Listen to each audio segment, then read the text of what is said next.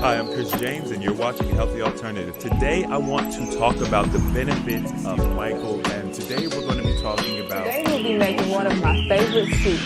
Welcome to the tomato JR72 Challenge. I am Animated Mel, and I am your mental and wellness coach for As always, perfection is not needed, but consistency We must is first lovingly accept what is. You can't heal a body you hate.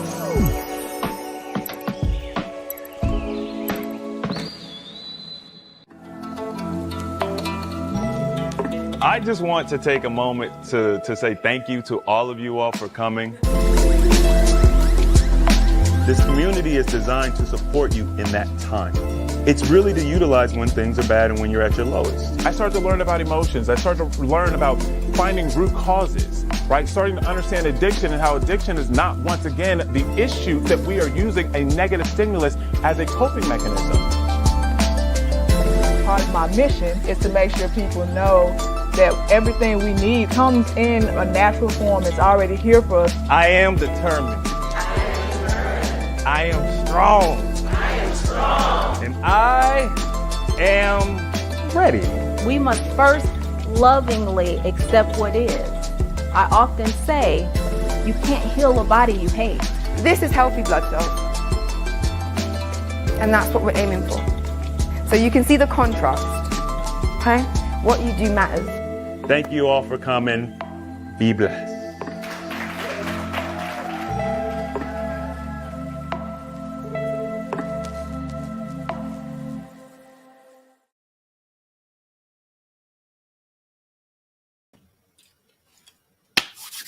Okay, we're live. What's going on, everyone? It is Thursday, December 19th, 2024. I am so ready for the sun to start staying outside longer. I really do not. I am not a fan of the sun going down so early. It's never bothered me as much as it has this year, though. I feel like the sun is going down earlier this year than it ever has before. But the shortest day of the year is coming up, which means the sun is going to stay out longer next week, and it's going to continue to get longer as the days go on. So we'll get our daylight back. I need daylight, y'all. I need sunlight. Okay. Hit the like button for me, y'all. That's what's up. We'll do some likes. We'll do some shares. We'll do subscribe if you haven't already. I got a cool topic tonight, man, because we're talking about stress, but I'm going to put a twist on it. We typically look at stress as a negative thing, which, fair enough, it is. It typically is negative. We live in a very stressful world.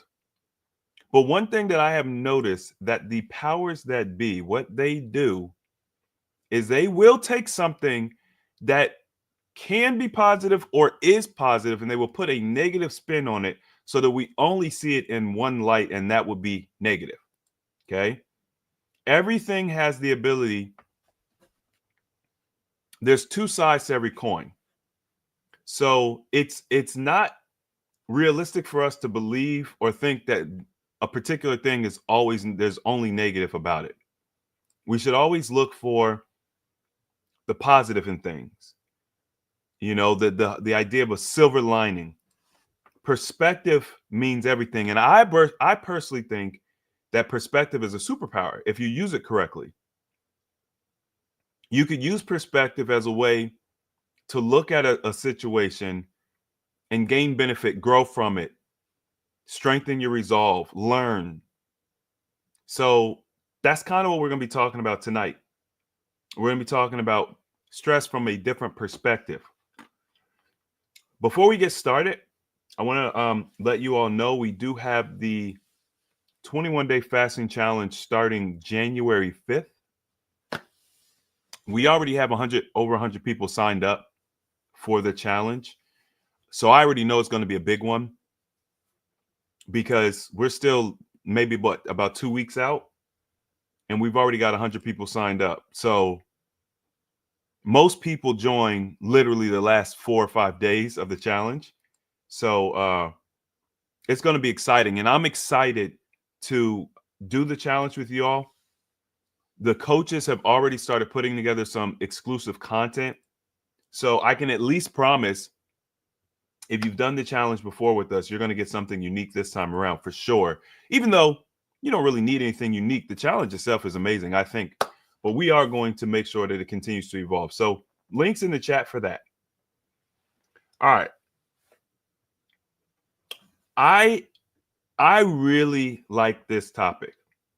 This is something, I got a personal story for this one, but I'll introduce that a little bit later. So we're going to look at stress. We're going to look at the pros and the cons. We're going to start with the con first, because that's typically, everybody is kind of familiar with that anyway. So what are some of the cons of stress? Well, obviously the big one is excessive cortisol. Okay.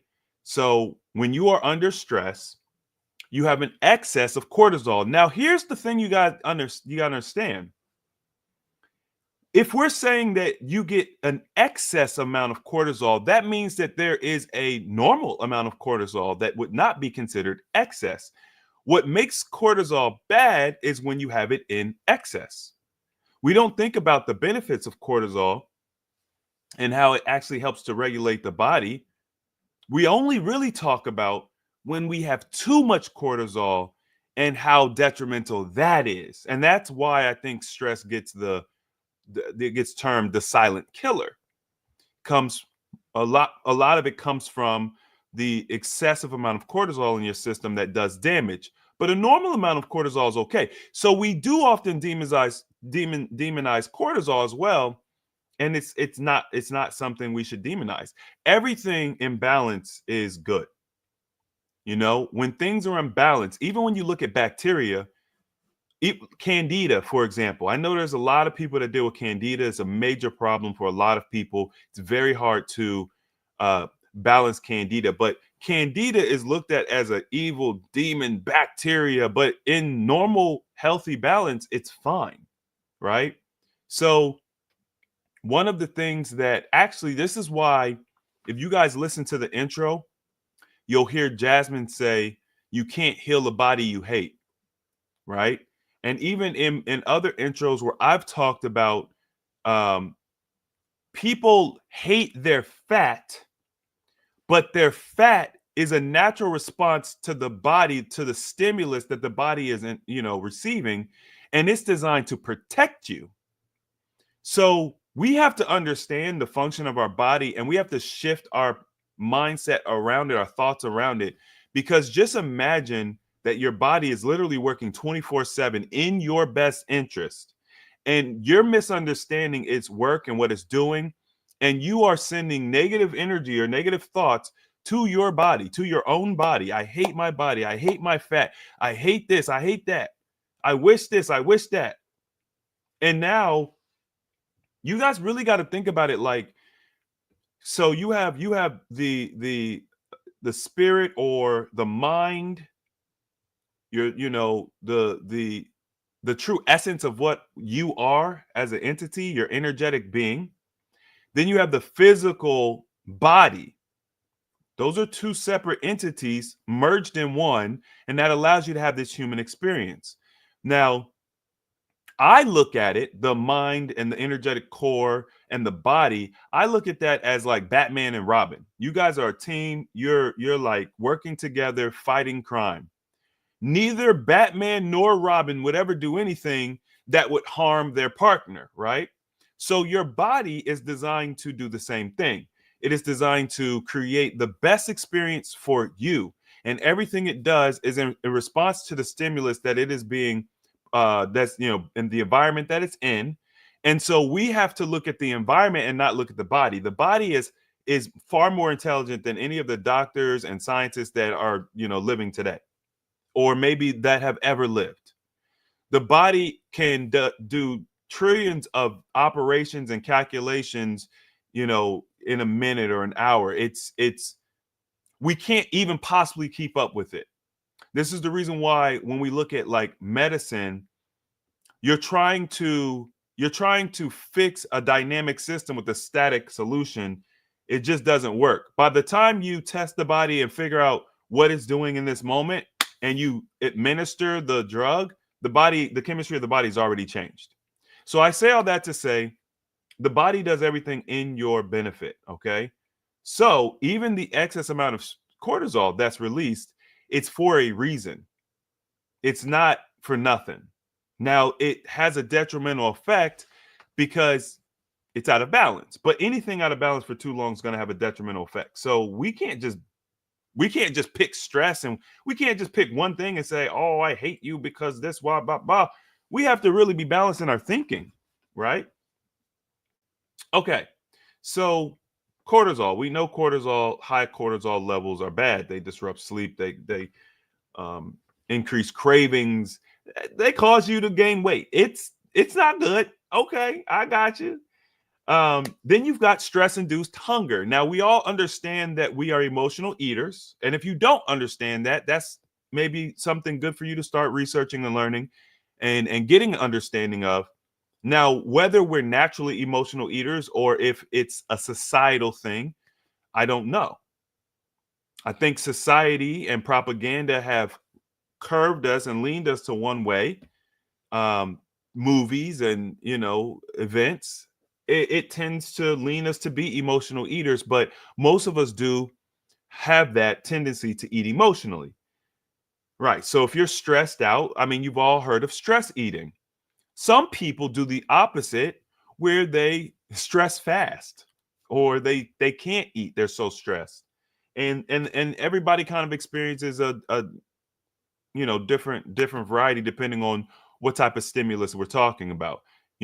Somebody who normally stress eats from emotional trauma could not have the stomach for eating under some other type of trauma. So we do understand that stress will and can induce,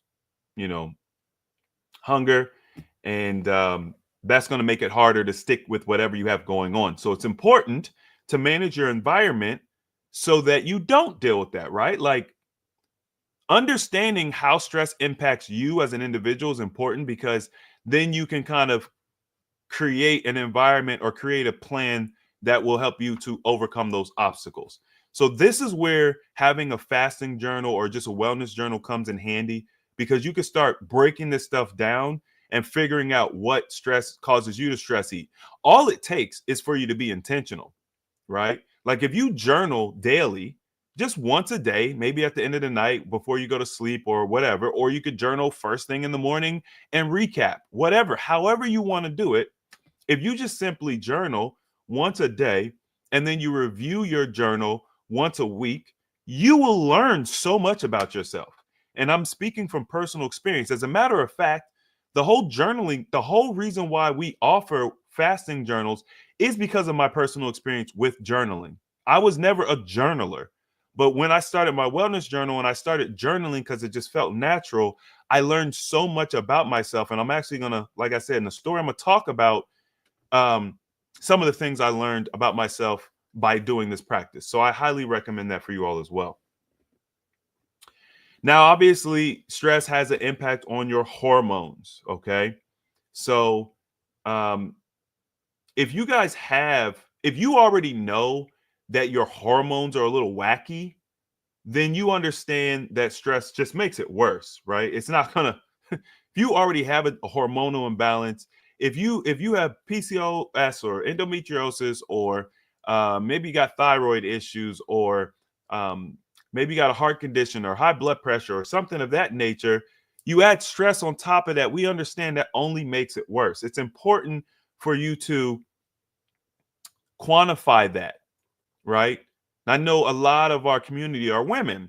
Well, if you have thyroid issues and you are dealing with an excess amount of stress on a regular basis, maybe this is part of the reason why you're having reproductive issues. Like, we have to look at the health holistically. In this modern time, women are probably more stressed than they have ever been, at least in recent history. And then we also see fertility rates are we're having problems having children. Now, it's not just on women. I don't want that to be the mindset. Men also have to take care of themselves too. But I'll say the difference is men are built a little bit different. There's a certain type of stress and a certain level of stress men are built for, whereas women are more nurturers. And so that same level or same type of stress is going to impact a woman differently. And so I think we see a bigger issue in the female population for that reason. But don't get me wrong, guys have problems too. And our sperm, when we're not healthy, our sperm gets toxic and they don't swim well. And so, both things can be a problem. Okay. What else can stress impact? It can impact your mental. It could create mental fatigue. So when you feel overwhelmed, and this year for me, I have been experiencing this personally where I have so much on my plate. I have so many big projects going on that I get stressed. Now, I'm saying this is new. I don't get stressed, y'all. Like, that's not my thing. I've never had to deal with stress. As a matter of fact, and this is kind of off topic, but just this is another thing about me. Like, I never got headaches. I remember the first time I got a headache and I was like, oh, wow, this is what a headache is. Like, I literally didn't know what headaches were for so many years. And then I started getting them and I got healthy and I stopped getting them again. But headaches and stress are things I've just never dealt with, right? So I had to learn a lot about myself over the past year, especially how to manage stress better and just the impact that it has. It kind of is paralyzing. Has anybody ever had that experience where you're so stressed that you feel paralyzed? It's the worst combination for me, I would say, because if I got so much going on, I got so much I need to get done, but it's stressing me and it's paralyzing me. It's the worst combination, So once again, what I had to do was I had to take a step back. I had to look at my environment. I'm like, what do I need to do? Part of that solution for me personally was to take a vacation. I hadn't been on a vacation in 3 years. I'm stressed. I'm working. And the crazy thing is, you have so much going on. You're stressed, so you're getting less work done. And then you're going to go take a vacation, which is even less work, right? Like, you're vacationing. But in order for me to be able to start working again, I had to resolve the problem. So you guys could take that and really translate it to whatever you have going on. Maybe you are stressed about your health, and maybe you are paralyzed by whatever you have going on. It could be a condition. It could be the fear of a condition. It could be the thought of your family and the well-being of your children or whatever. And you're paralyzed by that. And what you have to actually do is take a step back from work, from family, from everything. Maybe take some time in either to focus on your health and wellness, or to come up with a game plan and then go back into action with a game plan. It's okay to take a step back sometimes. We feel like we're going to waste so much time, we're going to lose so much footing, but the reality is taking that step back will allow you to proceed forward, right? So it's very important to understand stress and how you interact with stress, okay? And then, like, my last point as it relates to the cons of stress would be poor recovery. Poor recovery, you overdo it. If you go to the gym, if you're a fitness person, or maybe you're just using fitness as a tool to help increase your wellness, and you go to the gym and you overdo it every day, y'all know what I'm talking about, where you either injure yourself or you're on the verge of injuring yourself. Not only do you now have to deal with the injury, but because you're stressed and your hormonal balance is out of whack, you're not going to recover as quickly, which means you're going to stay injured longer. So that's kind of like a double whammy. You know what I mean? We have to stay in control of our emotions. We have to have a plan, and we have to like listen to our bodies so that we do not overdo it, because you might think no pain, no gain, right? That was the big thing in the 90s. You had the action movies, the heroes, no pain, no gain, Arnold Schwarzenegger. Y'all know what I'm talking about. And we took on that mindset of no pain, no gain. And then we applied that mindset to many different aspects of our life. I've heard women say beauty is pain. You know what I mean? So we have this unhealthy relationship with pain, and we're pushing ourselves too hard, and now we hurt ourselves, and now we have to recover, and now once again you're just it's a double whammy. You're pushing yourself backwards. So stress can affect us in many different ways. Now let's look at some of the positive things, the positive ways we could look at stress. When we look at eustress, okay, eustress is a beneficial stress. Eustress is a positive form of stress that can help to motivate you, enhance your focus, improve your performance. Unlike distress, which is overwhelming, harmful, eustress actually is going to challenge you in a way that's going to promote growth and resiliency. The interesting thing about eustress is that's what plants do.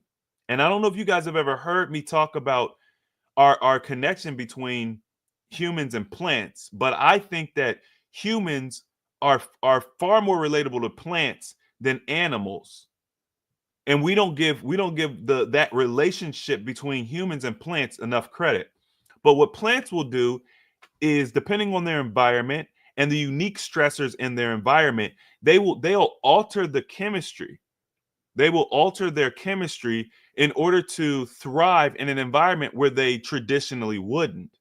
Now, sometimes this happens over the course of generations, but the initial plant that experiences the stress will react and then start to develop changes based on that stressor. It's a really, really cool thing about plants.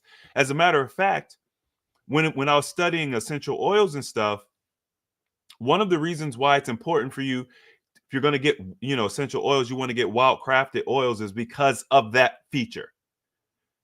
The essential oil is the lifeblood of the plant. All of the data and all of those attributes are stored in the essential oil. So when you get essential oil from a plant that was wild crafted, it was allowed to be put under eustress, it actually develops much better and has richer characteristics.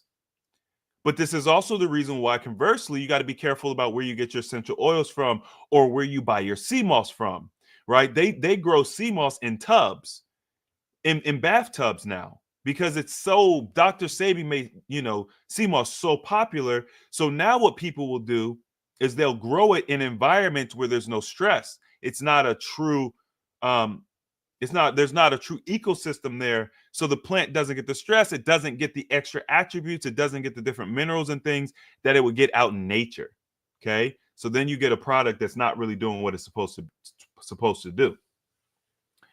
So what are some other examples of eustress? Well, we talked about, going to the gym. So physical activities, fasting definitely counts as this positive stress. See, we understand that fasting stresses the body. But when we think about the stress that we do that we get from fasting, we don't really consider it stress. It is definitely stress. The same way you would stress your muscles at the gym. In order to make your muscles grow, get stronger, more dense, you have to stress them. You have to put them in a different environment in order for the body to be like, oh, I need to put attention here. Once again, back to the plants. Plants do the same thing. As a matter of fact, if some of you guys might know, I started a garden a couple years ago. My garden is still going, by the way, and I've seen some really cool things happen. I'm super excited about just learning about nature. But one of the things, so I had planted a cantaloupe. Now, the cantaloupe that I planted it towards the end of the season. I didn't know if I was going to get any fruit from it, but I figured I would, since, Texas has a longer warm season. And it was growing like crazy. It was producing flowers, but they were all male flowers. Now, I don't personally like to intervene with my garden as much because I like to observe and see what nature does and how nature handles it. But because I'm not in a natural, my garden's not in a natural environment, it's not in a forest or a wilderness or whatever, it's in my backyard. There are certain things that you really want to do to stimulate the plants. And I understand that, but I still just kind of have a thing. I just want to let nature do what it does, right? So the plants growing, it's vining, it's flowering, the bees are loving it, everybody's loving it, but it won't produce fruit. It will not produce one female flower. So then eventually I'm like, okay, I have to stress the plant. And what did I do? I cut it, right? You cut it at the tip, or you cut it, you damage it, you stress it. And by stressing the plant, it sends the signal to the plant, hey, your life is in danger. Your genetics are in danger. Your lineage is in danger. You need to produce babies. You need to produce seeds. As soon as I cut it, the next day, that thing had a female flower. That's how quickly plants respond. And we don't look at plants that way because plants move in a world, in a time frame that it's so slow that we don't really quantify it. But when you observe nature carefully, you see it moving. You see the plants moving. And it's really, really cool. It's really beautiful. And then after I did that, many, many fruits came, right? Because the fruits, that's the babies. The fruit is going to carry the seeds. And it just so happens that in the perfect environment that has been created for us, the effect of that plant creating its seed is the melon that comes along with it. So it entices animals to come, eat the melon, consume the seeds, come out in the poop, right, which becomes like fertilizer, and then the plant lives on through the seeds. It's ingenious. Everybody gets what they need. So this is what eustress is. This is the benefit of it. Now, the important thing is with eustress is you do not overstimulate. Okay, it's important to take you to a limit, but not beyond your limits. Once you go beyond your limits, so understand there's a thin line between stress or eustress and distress. Once you go beyond that limit, it becomes distress. So once again, it might behoove you to learn your limitations and also revisit them. Your limitations will change as you grow and develop. What used to stress you, see, the whole saying, what doesn't kill you makes you stronger, is all a part of this conversation, because what used to stress me out no longer I don't even break a sweat. Like that's nothing. Once you've gone through a stressful situation and you've overcome it in a healthy way, you've mastered it, you move on. Okay. That's a problem that you never have to deal with again because you understand it. So this is another benefit.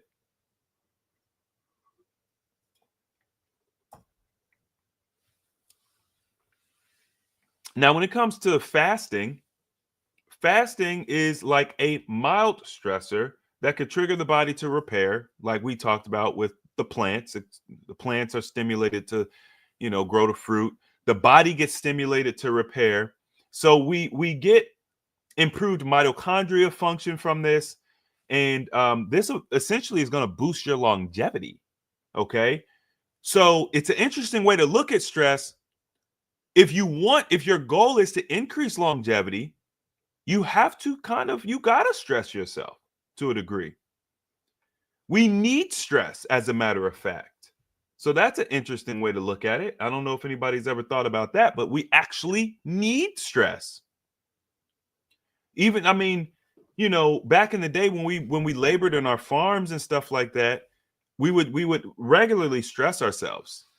But we also saw people like living much healthier lives as they got into their quote unquote golden years. A lot of people argue that we're seeing more centurions now.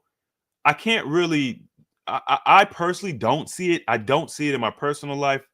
I don't really see it in the statistics, but someone's seeing it somewhere in the statistics, right? They're saying that people are living longer.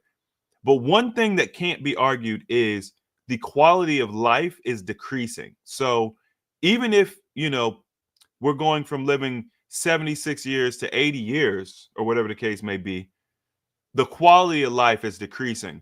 As a matter of fact, I think what's happening is quality of life is decreasing earlier and more rapidly. So it's like people don't want to live to be 80 years old and be under distress for 30 years. People are getting very, very sick in their 50s, 50, 55. They've got diabetes, they've got heart disease, they've had their first stroke, and then they've got to live another 30 years with a low functioning body that's getting worse and worse. That is not living to me, not in my opinion, or the way I would perceive it. Even if you have some type of issue or ailment, to slowly degenerate, like, no, we want to slowly improve that as time goes on. But that's up to you all, right? That's based on your decisions and what you do with your life, your mindset, and the things you just decide to absorb and learn. You can determine if you are going to increase your quality of life. You might be 55 now. You might have had a heart attack. You might have diabetes. And you might be 55 years old. And you might feel like it's downhill. Well, if you think it is downhill, it will be. But you also have the ability to say, no, that's not my life. We've had the fortunate experience of having, older people come on the show and talk about their dis-ease and what they've dealt with for, 50, 60 years, and how they have changed their life and they're living their best life after 60 years old. So it's really up to you kind of how that unfolds. You don't have to be a statistic. You don't have to go that direction. There's no rule that says you have to. One of the questions that I used to ask myself when I very first started my wellness journey was, who told us we had to be old to die? I'm not talking about a young person, someone in their 20s having a car accident and dying. I'm saying the disease of old age. Who told us that as we get older, we are supposed to get wrinkles? We're supposed to lose our memory. Our hair is supposed to fall out. Our performance is supposed to decline in every area, whether it's sexually, whether it's physically, right? Being able to labor, or whether it's mentally. Who told you that is how that's supposed to go? You don't see that. There's no evidence of that in nature. So where did we as human beings get the idea that cognitive decline is a normal part of being old? Well, it came from the propaganda, right? The propaganda tricked us into believing that we were supposed to get sick. And then our parents reinforced it through their actions and through their attitude. And so as children, we absorbed that. And then what did we do? We did that to our children through our actions and our attitude. So now you have what was considered midlife issues, right? Midlife issues. When I was a child, in my head, I'm thinking these are 40-plus-year-old people minimum. Like midlife crisis and all those issues, I'm thinking 40, 50 years old. And that probably was the case at that time when I was 5, 6 years old. At now, you're 30 with midlife crisis issues, hair falling out, cognitive decline, feeling like you don't know what's going on. Why? Well, because once again, this goes back to what I'm seeing. People are dying in their 70s. People aren't living to 80 plus. So 35 is midlife. That's the reason why people are experiencing these issues. Our lifespan is decreasing. That's just what I see. I know people want to argue the numbers, but I'm telling you what I see. I observe, I listen, I watch. And we're seeing people die. So 35 years old is midlife. So people are having these midlife problems in their early 30s. Crazy. What else we got? Here is a cool benefit of stress. You can actually get improved focus under stress. When you fast, one of the benefits of fasting is enhanced cognitive function. Enhanced cognitive function can be looked at as improved focus. That's one of the, arms of enhanced cognitive function. Better focus allows you to get more done more efficiently. So when I was writing my book, I got a copy of my book. No, I don't got one around. When I was writing my book, I actually used fasting as a tool to help get me over hurdles. I can't say I ever really reached like writer's block, but sometimes you're just not motivated. The creative juices aren't flowing. So because I understood the benefit of fasting and being able to use the stress from fasting as a tool, I would fast. I would plan to fast. I said, okay, I'm gonna work on my book this week. I'm gonna fast. I'm gonna get my mind ready. Okay. When you guys start to have an intimate interaction and understanding of fasting, you can do things like that.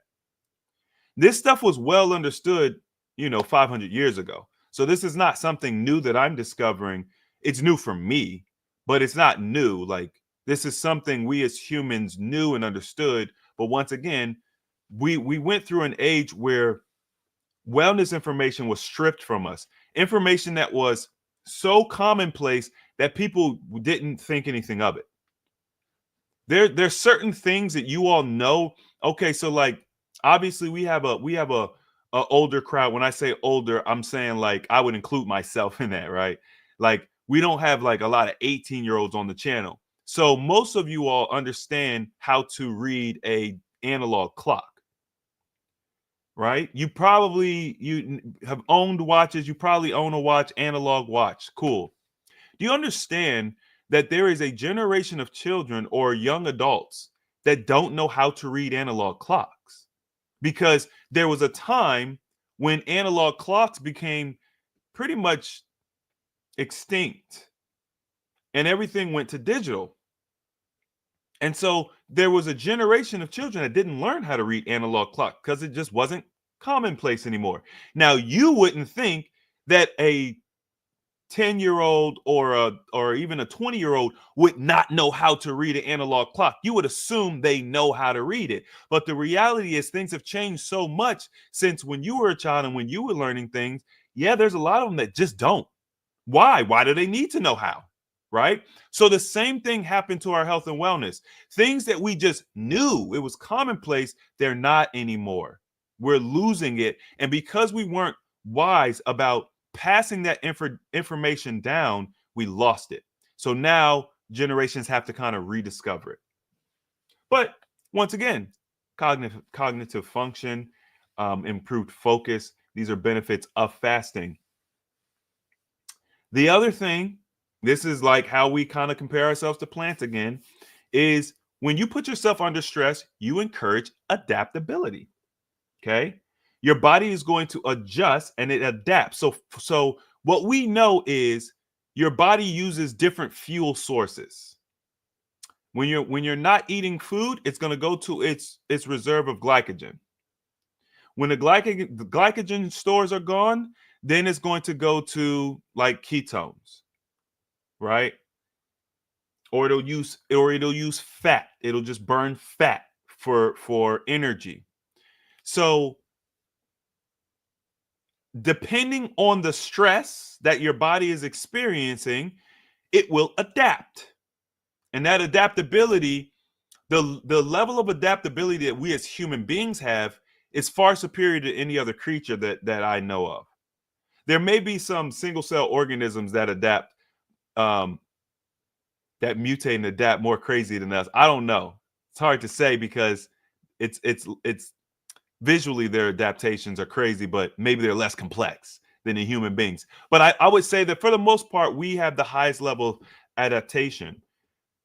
And if we understand how to put ourselves in different situations under different forms of stress, we can adapt and we can grow. And it's really amazing. It's just the body's an amazing tool. Ultimately, what does all this do? The adaptation, the stress and everything, it builds resiliency. You become more resilient. One of the things, and it's not just physically, right? We talk about the physical a lot, better immune system, things of that nature. That definitely happens, but also mentally, you become more resilient. And this is how I'm going to kind of roll into my story, because mental resiliency is so underrated. If you've never experienced it, if you don't have it really, it's very, very underrated. And, until I really experienced a major shift for myself, I didn't understand it myself. I was like, I didn't understand. It's so empowering. So for example, I do my first long-term fast. It's, 13 days. It was rough. It was rough. It was one of the hardest things I've ever done, but I did it. And then what happened, in my whole mindset shifted, because prior to that, I didn't think that you could live, 13 days without food. Like, I had to learn that you could even do that. Once again, back in the day, commonplace. But once I learned that you could do it, especially through my experience, it was like, oh, like, I don't have to worry as much. Like, if we go through a famine, or if it's natural disaster, or if I get trapped somewhere or something like that, it changes how you mentally will interact with that tragedy, or that situation, or that environment, because you understand what you're capable of.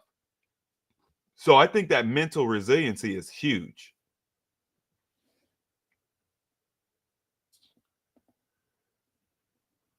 All right. So, my personal story. I love to talk, y'all. So the reason why I'm very good at what we do. This is why I can do what we do here. But one thing that I learned about myself is that I don't like to waste my breath. The way that it really just hit me like a ton of bricks. I'm fasting. I'm weakened. I'm in a weakened state. In a weakened state, you become more sensitive to your environment. You become more sensitive to the stressors around you. Okay. Now, typically, we look at this as a bad thing because we get annoyed, we're irritated, we're tired, we're frustrated. But once again, I went into this entire fasting thing like a scientist. I wanted to learn, I wanted to research, I wanted to understand. So I'm fasting. I'm 5 days, maybe 7 days in. I'm having a heated argument. No, that's an exaggeration. I'm having a debate. I'm having a debate. It's more of a debate. And I'm debating for 20, 30 minutes. Okay. I'm well into my fast. And I was fine while I was debating. But then once the debate was over, I felt completely exhausted. I was so drained. It made me realize how mentally tasking debating is. Because when you've got energy, you're eating, you're fine, you could use it. Maybe you don't notice. But when you're fasting, you're so sensitive, any major drop in energy, you notice it. Okay. And so it taught me that I need to learn to conserve my energy. And it also showed me how much energy I expel when I talk. So now, even when I do my live streams, even though it's not the same feeling, I'm not tired and woozy and all that stuff. When I do my live streams, or when I talk, or when I do my presentations and my speeches, I'm aware of the stress and the strain on my body because of my fasting experience, because I was able to experience that stress when I was in a very sensitive state. Now, even when I'm not in the sensitive state, I can feel it, right? And it just simply allows me to interact with these situations differently. I can manage how much I push myself, how much I maybe give myself time to relax or recharge. Like, I can keep from overworking myself. When we did our first event, which was back in 2019, it was the most I hurt my body so bad during that event. I hurt so bad during that event. Now, remember, y'all, I used to work in construction. Okay. I would work in 120-degree buildings, warehouses, lifting, 50 pounds, 60 pounds of pipe, just a lot of physical labor. And I had never hurt myself as much as I did at that event with everything that was going on. It was a different kind of stress. It was a different kind of hurt.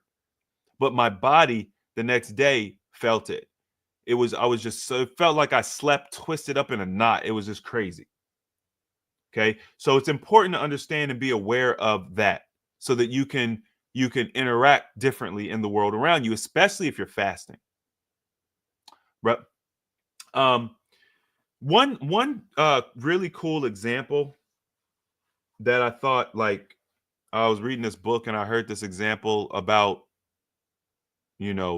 stress. The difference between fasting stress or the beneficial stress and the distress or the negative, the bad stress. If you're being chased by a wild tiger, okay, you're in the safari, you gotten kicked off the Jeep, you fell off the Jeep, there's a hungry tiger behind you, and you start booking it. That is stress. And that is bad stress. That's stress gonna make you sick. That stress gonna make you lose control of your bodily functions, right? That is negative stress. But what's the stressor? You're running. So you're running. What's chasing you is what's making the running bad. But you can also run at the gym, or you could run a marathon, or you could just run a mile outside. Now, they're both running. They're both examples of running, but the stimulus, the reasoning behind the running changes everything, doesn't it? If you're running for your life because there's a hungry tiger that's ready to eat you, that's a different kind of running from running to build muscle, to build cardiovascular health.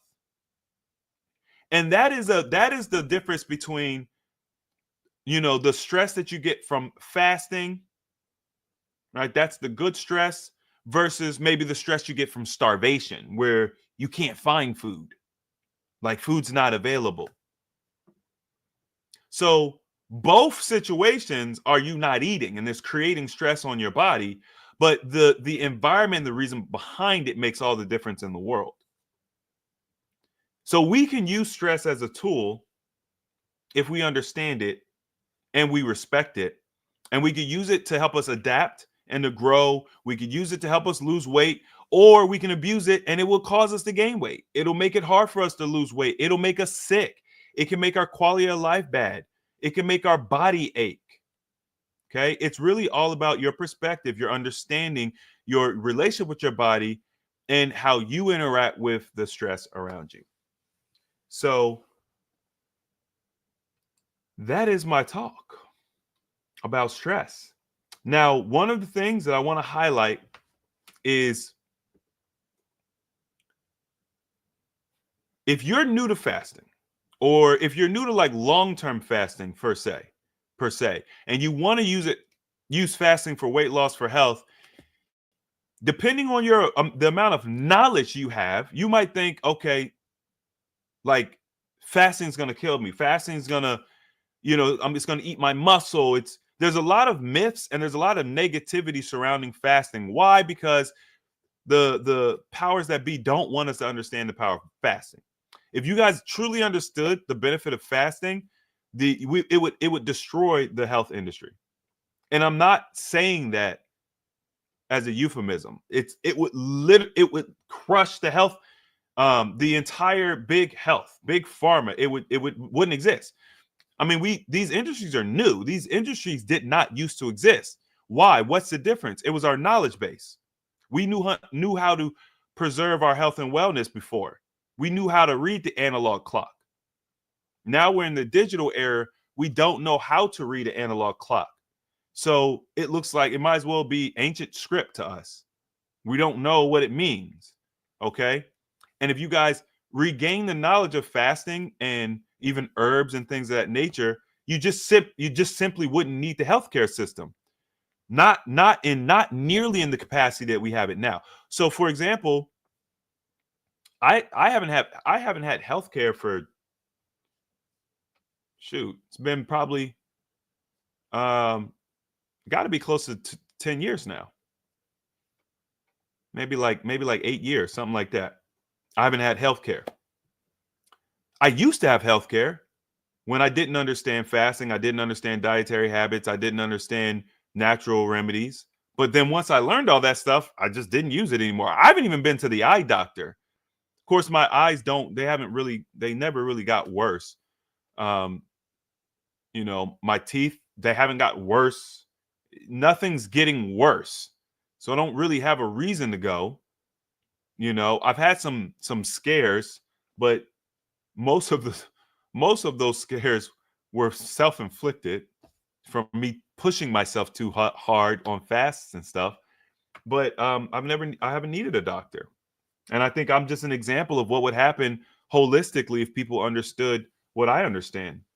So if you are new and you don't understand and you want a safe place to learn, ask questions, and grow, then I encourage you guys to join our 21-day fasting challenge. Okay. We've got the 21-day fasting challenge coming up in January. It starts January 5th. We're going to run for 5 weeks. Link is in the chat. If you guys are watching on Instagram, link's in the bio.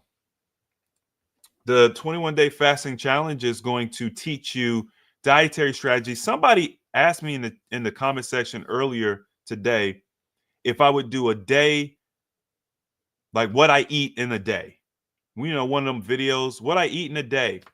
And I was like, I don't think you want to know that. Like, I understand you probably think you want to know, but the reality is you probably don't want to know that. Like, I really don't eat anything. So today we'll do what did I eat in a day today? Today I had a banana and I had a wrap from Salada, which is like it's like a salad. It's like a salad place. So you could either get a salad or you could put your salad in a wrap. That's what I ate today, and it's usually like that. If I have like fresh ripe fruit, then I'm more likely to eat it throughout, like earlier in the day. But like if I don't have any fruit available, it's very likely I won't even eat until 5 or after 5, like p.m. But in our challenges, we talk about different dietary strategy, like how you can kind of manipulate your diet so that you can get the best results. And then especially on this challenge, we're going to talk about some new things. So as far as dietary habits, how to approach diet a little different.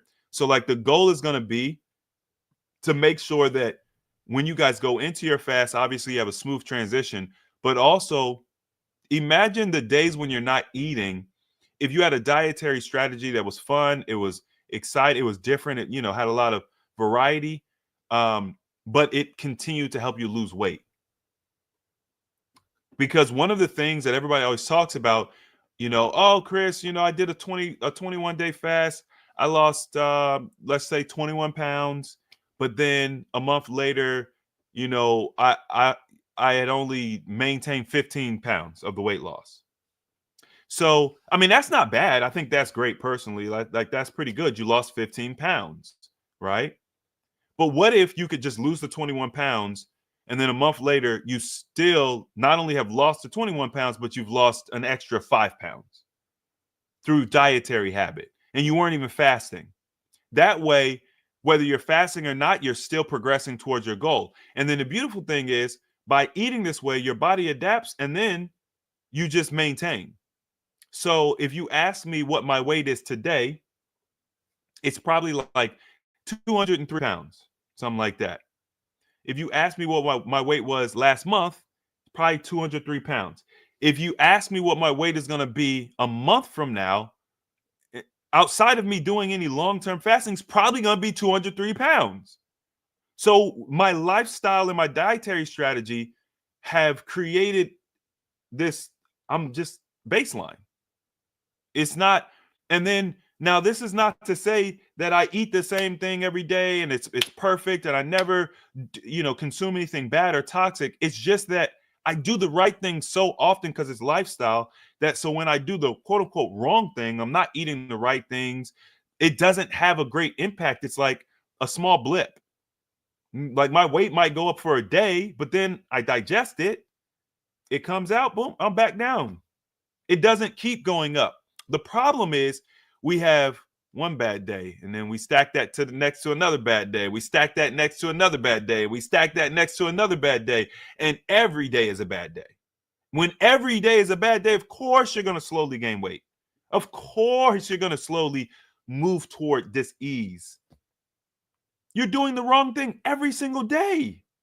If you do the right thing most days, then you can have fun with your friends. You could go on vacation. You don't have to worry about it, especially if you get yourself down to a healthy weight. You get to a healthy weight range.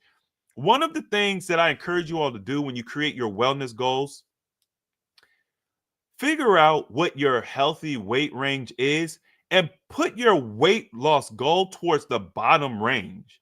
It don't got to be at the bottom. I'm not saying it's got to be at the bottom, but I'm saying if let's just say you have a 15-pound spread, okay? You could be a healthy range for you is 130 or 145. So you got a 15-pound spread. The spreads are usually bigger, but we're just using it as an example. Instead of saying, okay, I'm 200 pounds now, so if I get down to 145, that's good, right? That's at the top of your healthy weight spread. Meaning if you eat the wrong things, you go on a trip, now you're outside, you're overweight again, right?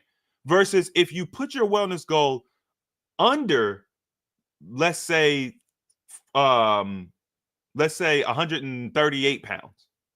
If you say, okay, my goal is to be under 138 pounds, then if you have a day or if you have a weekend, you might go up to 140 pounds or 143 pounds. You're still within your range. And then that way, all you got to do, hit a fast, whatever, go back into your lifestyle, boom. You don't go outside of your range. Does that make sense? So whatever your range, your healthy range is, put yourself in the lower half.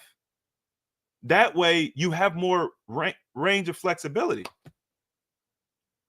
It makes sense to me. It's logical. A lot of times people will put themselves at the top of the range because they feel like the goal is so far away.